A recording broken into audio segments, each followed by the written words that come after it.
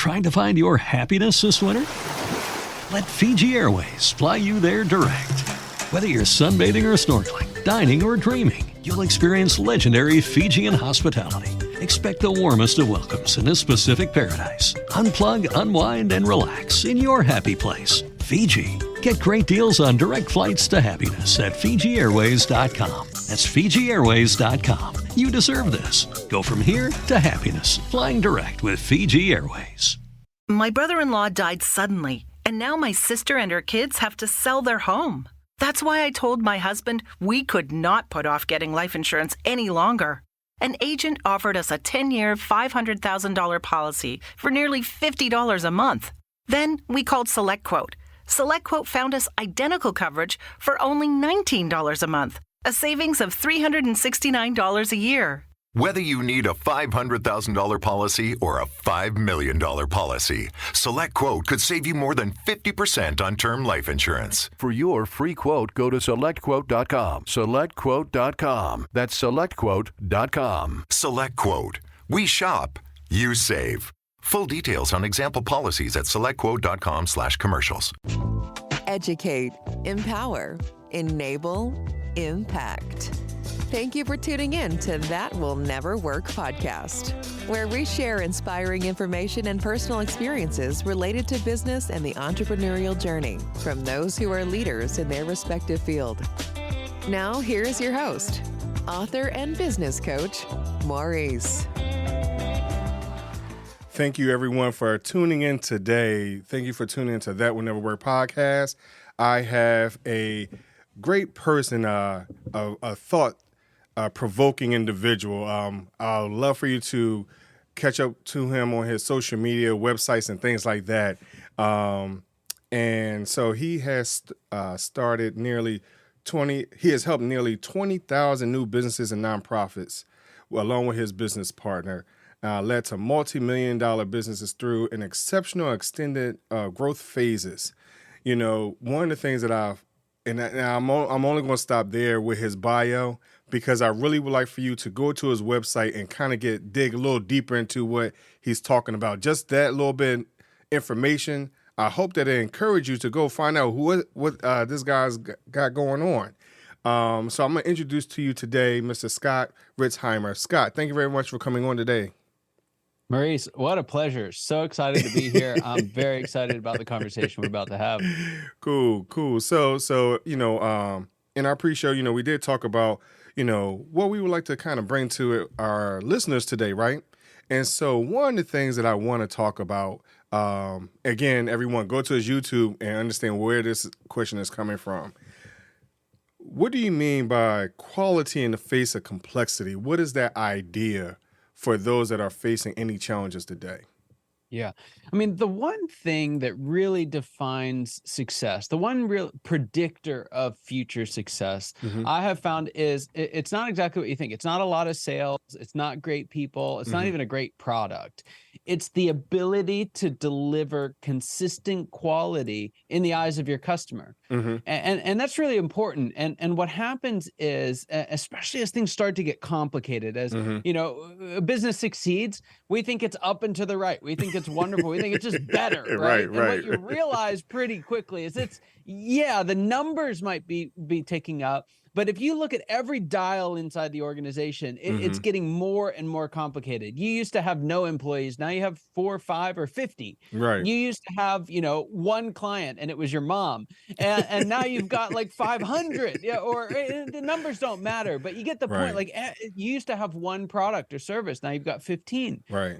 And all over the place in 1,000 ways and in one very big way, this complexity is building up. And what happens is it leads to the propensity for us to get distracted, for us to lose sight of what the customer actually wants, what they actually believe is the quality that they're looking for, the value that they're looking for. And so the real trick, the real truth of success for any organization is, do we really intimately understand what our customers want now? Not what they wanted 15 years ago. Right. Not what they wanted 5 years ago, right? Whenever you were on the phone with them and now you've got a sales team or what, we have to understand what they want now.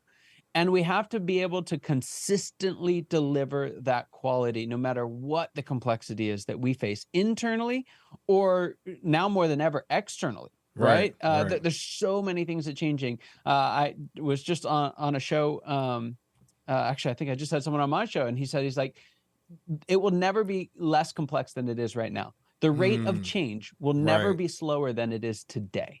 It's just going to get faster and faster and faster. And so again, the number one predictor of success is, do we know what our customers want? Do we know what our clients want? Do we know what they see as valuable about what we do? And do we know how to deliver it again and again and again, even when things are complicated?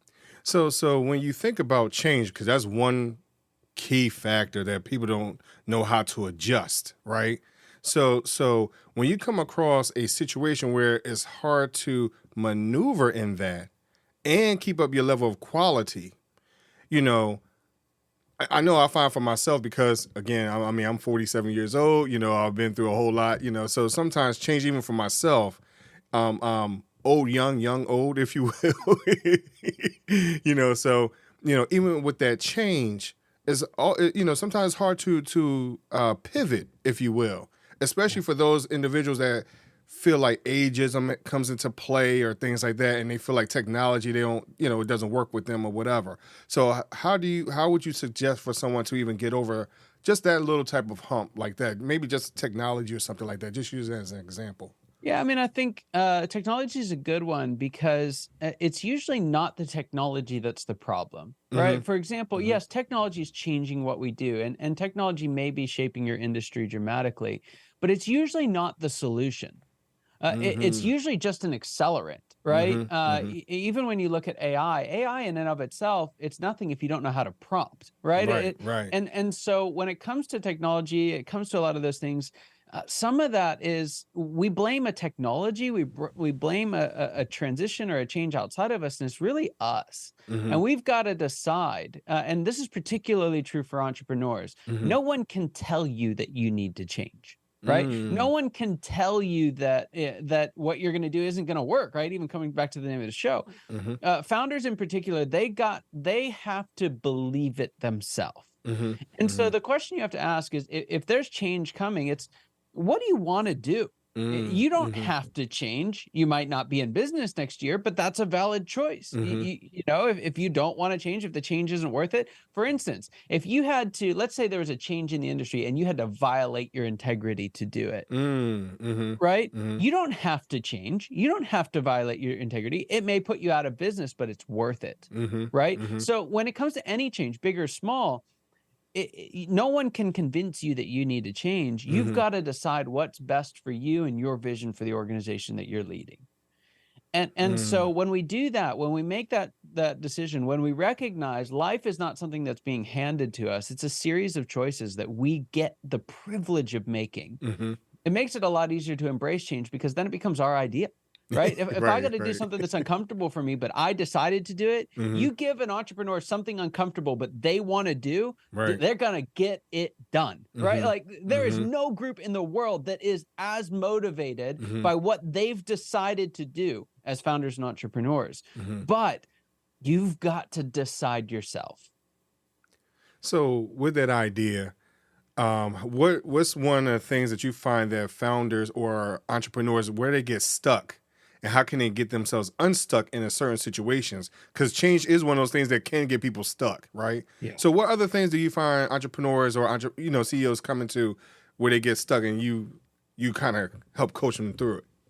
How much time we got? We got about 2 hours. No, I'm just kidding. So here, I'm going to zoom out for just a second, because there's a really big way that shows up in 1,000 small ways. And here's what it is. This even goes to the exact issue that we were talking about right now. And it is that the way I describe it is, we overvalue the lessons and success of the past. I did this and it worked. I did it a lot more and it worked a lot more. I did it a lot more. Well, at some point something changed, right? And we keep hanging on to it. And it doesn't matter what it is. It may be, hey, cold calling is the way that we built this business. It's the way that we're going to scale. Well, maybe not, right? Or I did this all through relationships. I never cold called a person in my life. I just, we built this by people coming to us. Right. Okay. How's that working for you now? Right. Is it enough to scale? And so if you were to just, again, this shows up in 1,000 ways, but the number one way we get stuck is we find something that works. And instead of continuing to monitor and assess, is it still working? We just assume that because it worked, it will always work. Right. And here we understand, like, that's crazy here, right? But when you're on autopilot, when you're running 1,000 miles an hour as a founder, you don't have the time to step back and do that. And so you've seen the book that I put out. A big passion behind the book, it's called The Founder's Evolution, is to help folks so that they don't have to look back and look at every single thing every single day and say what's working, what's not working. No one can do that. And I wouldn't recommend that anyone do that. But you've got to make sure that the fundamental things you're leaning on, the main things that you give your time, your energy, your motivation to, are the right things. And where founders and CEOs in particular get stuck is what is the right thing changes dramatically as you succeed as a founder or CEO. What's the right thing when you're, an employee somewhere trying to figure out a better way is very different than what you do when you're a CEO of a company with 25 people in it. Right. And that's very different than what you do as a CEO of a company with 250 people in it. Here's what's so hard about that, though. For founders and CEOs, there's no demarcation point that says the game has changed. Right? If you're a leader kind of rising through the ranks in a company, you get a new title and the game changes. Right? It's like, okay, you start at the front line. You do your job well, you become a manager. Okay, now I recognize my title, my position means I've got to manage some people now. I got to learn the skills of management. Right. You do well and you start having managers report to you. It's like, man, I got to learn how to lead now. I got to lead leaders. And this is a new game. I can't treat them the way that I treated other people. They need more in some ways. They need me to stay out of their way in other ways. But for a leader rising up the ranks, there's something outside of them to say that it's changed. Right? So it's still hard, right? It's still hard to make the transition from what I would call the star player to maybe captain on the field. But it's at least we know that the game has changed and we can at least try and fight the right battle. For a founder, you're CEO from the first time you create a business card, right? Like, and so, but what it means to be CEO, again, it's dramatically different at each stage along the way. So you had mentioned about the founders piece, right? Your ebook. I encourage everyone to download this free book, and then it's a lot to talk about. From what I was thinking, as you mentioned, the star player, some essential strategies, and for faith, so just something in that. Something else I want to talk about, which is developing essential strategies in this phase 2 space, right? How do you create that space, if you will, to become a great CEO founder, if you will? Yeah. It depends on the stage that you're in, right? It depends on what you need right now. And so a lot of times when I'm talking about developing you specifically, I'm talking about folks that are in the earlier stages. They've just launched. They've got a lot of stuff going on. And here's the temptation that we get, especially folks that are listening to a podcast like yours. We have more information than we've ever had before, right? There are more people telling us the things that we should be doing. Right. You've got me and every other guest that's come on. It's like, this is what entrepreneurs should do. This is what entrepreneurs should do, right? And the reality of that is that's all great advice. There's a lot of brilliant people out there. But if we try and do all of that at the same time, it's just not possible. So here's what this looks like, especially in that stage, stage 2 of the process. I call it the star player or the startup entrepreneur. You've taken the leap. You're going for it. You're going to do this thing. One of the places I see folks get in trouble in this stage is that they try and be a better leader. They're doing leadership training when they need to just be out there selling, right? They need to be out there actually delivering on their promise, doing coaching sessions. You don't have to be a great leader if you're leading you. Right. Like that's not the biggest. Is it helpful? Yes. Do we all want to be better leaders? Absolutely. Are you going to scale your business from you to 5 people purely by leadership skill and ability? No, not really. You're going to scale your business by understanding what customers want and how you can sell it to them and how you can find them. And so when I'm talking about developing you, especially at this stage, I'm actually giving folks to be a little selfish, right? To say, hey, what do I need to succeed? Because quite honestly, at this stage in the business, you are the founder. You are the business, right? And if you're not at the top of your game, if you're not executing well, how's it going to grow? And so developing you it's about looking at the specific skills and abilities that you as an individual, you, Maurice, me, Scott, need to succeed. And then as we start bringing people around us, that changes a little bit. But developing you is, hey, it's okay to be a little selfish, right? It's not actually being selfish, it's being effective. But it's okay to think a little selfish and say, hey, what do I need? What coaching do I need? What training and skills and abilities do I need so that my business can get off the ground and succeed? So one of the reasons why I brought that piece up, because we're talking about focusing on ourselves, creating or putting ourselves in a position where, hey, these are our true values, our mission, our vision statement, and living up to that, and understanding, hey, you know what, we may not need to change our whatever we have going on. Let's stick to who we are and what our true identity really is. But also understand that even throughout the process, we still need to tweak it here and there. Because nothing is foolproof. You're 100% right. And so here's the trick. We've got to identify who am I? What is the core of who I am, right? And not be dissuaded from that. But we can't confuse that with what am I not good at, right? Lots of entrepreneurs. Here's the entrepreneurial game. You're a salesperson, right? Like you're not. It doesn't matter what it is that you do. You are a salesperson first and foremost. When I'm talking about being a star player with a new founder, your job is to sell. That's the biggest challenge you have. Take coaches, right? Coaches get into coaching to be a coach. What do you think you do for the first year of a coaching business? You don't coach a whole lot. No. You sell, right? And so you've got to learn to sell. The key to building a great coaching business is not to become a better coach. Most folks are at least okay at being a coach. They're not okay at selling coaching services. And so that's the difference between I'm not a salesperson, not rubbish, right? That's not, not being a salesperson is not a core value, right? It's not a core identity. How you sell might be, right? You might not be a sleazy salesperson. You might not be cheating people out of their money, but we can't confuse the two. And where a lot of folks get stuck early on, going back to that question, is we don't do the internal work of understanding who we are. And then understanding where we're coming up short, and then separating those two things so we can build the skills and abilities that we need without changing who we are. So how would you encourage someone to embrace that idea, which is also within this book, just embracing who you are? So how do you encourage someone to embrace that part if they feel that they lack in it, if you will? Yeah, I think it's pretty. I'm a pretty pragmatic guy. I'm a pretty practical guy, right? It's like you can kind of fly your visionary freak flag. I'm a sunshine loving whatever. But if you don't sell anything, you're going to be a sunshine loving employee somewhere else. So if you're okay, going back to our very first conversation, if you're okay with that, then go love sunshine and be an employee somewhere else.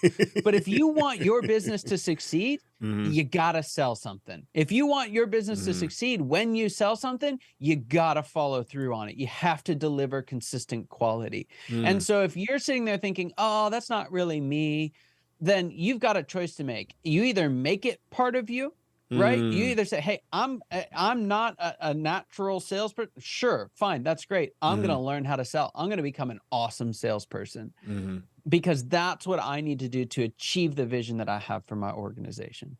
So with you starting your company, scalearchitects.com, again, we'll get into a lot of that later, but I have a question. Why do you write to founders and not to leaders in general? Yeah, that's a good question. Founders really are my heart and passion. So first off, the selfish reason, I think founders are super cool people, right? Like there's a dynamism about them. There's a messiness about them. There's that ability to just say, we'll figure it out as we go. Like nobody but a founder will build the plane as it's flying, and it's risky, it's messy, and it's so exciting, right? It's just, these are people who fire me up. So that's the selfish reason for it. I just want to be around people who excite me, who inspire me, who encourage me to be better. And I've found founders do that better than any other group. Here's why I think the leadership journey is so much harder. We talked about this a little bit earlier, but I think that the leadership journey for founders is harder than any other leadership journey out there. And for one, it's because it's so personal. Folks who are not entrepreneurs don't get this, right? They don't understand. Your business it's not your baby. It is part of you, right? It's like something goes wrong to your business. It's like you chopped off your arm. It hurts that bad. And so that makes it really hard because there's no work life separation for an entrepreneur starting out, right? They are one and the same thing. Some parts of that are healthy, some aren't healthy. Sometimes that has to change, and that's part of the evolution. But it's a really, really personal journey. So when it doesn't go well, it speaks to your value as a person, which is really hard. And so I love to help kind of free people out of that. Second part of it is, like we mentioned before, there's no sidelines, there's no promotions, there's no demarcation that the stage of the journey you're in has changed, right? If you're driving along the highway and you take all the mile markers away, and you're driving through the Great Plains, right? Every little itty bitty hill looks exactly like the itty bitty hill before it. And so that's what that journey feels like for founders, is like, it's just the same thing over and over again, but it's not. You know, what's happening is you're slowly increasing in elevation. And if you're not ready, the Rockies are coming soon. Right. And so what I've done, and the passion behind this book and why I wrote it specifically for founders, is that I think every other leadership journey, you can point to these different positions and oh, I get what it is. But for a founder, like I said before, you're CEO from day one, right? You don't actually become a real CEO until stage 5. There are 4 monumental transitions that happen between day 1 and stage 5. But how do you know what they are if you don't have a map? Well, Scott, I'm going to leave it right there, man. I'm sorry for the time. But, because of this cliffhanger, I need everyone to go to and follow Scott. So, Scott, please let the listeners know where they can find you, get this information, and continue on this quest. Yeah. So for everyone out there who's on the entrepreneurial journey or considering the entrepreneurial journey, best place is to go with the book we've been talking about here. It's called The Founder's Evolution. And I intentionally did 2 things with it. I made it free for everyone. So you don't have to be a successful founder to afford it, right? Which books aren't usually the problem. But the second thing that I did is it is one of the only books written for founders in that it's like half the length of a normal book. I intentionally kept it short because founders are ridiculously busy people. So here's a big promise with the book. If you're, again, on the entrepreneurial journey, thinking about getting into it, it's going to save you 10 hours a week from the first time you read it by helping you understand what are the 2, 3, maybe 4 things that you actually need to focus on. And by virtue of that, the 20 or 30 things that you don't have to focus on. So get the book. It's scalearchitects.com. You can go to /founders if you want, but you'll find it there. And then I'm on all the social media sites, just like about everybody else. Now you look up Scott Ritzheimer, and it's the guy who looks like he's 22, not the other one, because I'm a junior, right? Okay. So as unique as the name Scott Ritzheimer should be, I'm not the only one. But look for the one who looks like he's 22, and you'll have the right guy. All right, cool. I appreciate it, Scott. I appreciate you coming on today. Thank you for sharing this information today. But before I let you go, I got my question I ask all my guests, right? It is the would you rather question. Would you rather choose a fork in the road or 3 doors? Oh, that's a good one. So I would choose a fork in the road. Really? Okay. Okay. Is there a particular reason why? Because I'm pretty convinced that you can pick either one and it'll be all right. It's not the choice that matters. It's how you walk the road afterwards. Oh, good point. Good point. A good point. I've had quite a few people say, hey, they want to peek down the road, things like that, kind of, get a little nugget somewhere. But I appreciate that. That's a good point, though. I appreciate that, Scott. Yeah. So, Scott, thank you very much for coming on. And everyone continue to listen to That Will Nevr Work podcast. All his information will be in the description. Talk to you later. Thanks for listening. Find us on social media at Chisholm Group LLC and check back weekly for new episodes. Until next time, that will never work, or will it?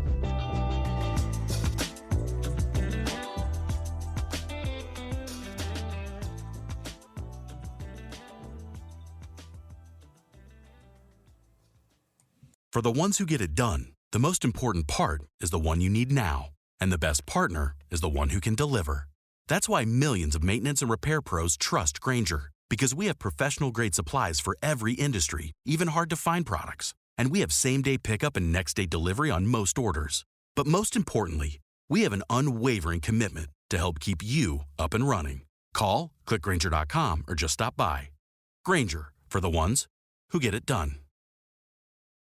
Hello, it is Ryan, and we could all use an extra bright spot in our day, couldn't we? Just to make up for things like sitting in traffic, doing the dishes, counting your steps, you know, all the mundane stuff. That is why I'm such a big fan of Chumba Casino. Chumba Casino has all your favorite social casino-style games that you can play for free anytime, anywhere with daily bonuses. That should brighten your day a little. Actually, a lot. So sign up now at ChumbaCasino.com. That's ChumbaCasino.com. No purchase necessary. VGW Group. Void where prohibited by law. See terms and conditions. 18+.